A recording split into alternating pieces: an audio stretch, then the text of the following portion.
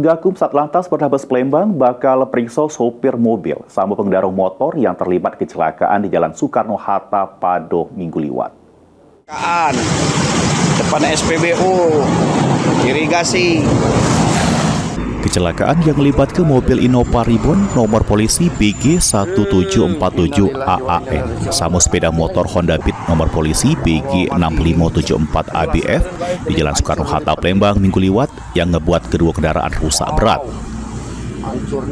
Diketahui kedua kendaraan sama-sama ngelintas dari arah yang sama, yakni dari Simpang Macan Lindungan nak ke arah Simpang Palem.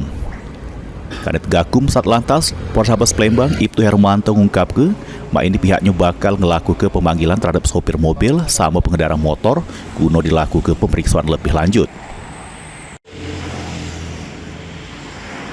Juga ngantuk apa gimana? Diduga ngantuk karena dia waktu ke jalan ke kanan, dia pindah jalur ke kanan, ternyata ada motor itu pulang, motornya kepental ke kiri. Nah, sementara untuk kendaraan mobil sama motor rencananya hari ini kami panggil untuk kami periksa. Nanti kami proses hukumnya karena ada kelalaian dari pengendara sebenarnya. Diduga kecelakaan tersebut juga terjadi karena kelalaian sopir mobil Innova bernama Septiadi. Maka dari itu sopir tersebut bakal diproses lebih lanjut.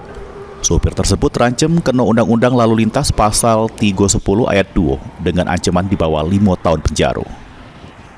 Heru Wahyudi, PAL TV.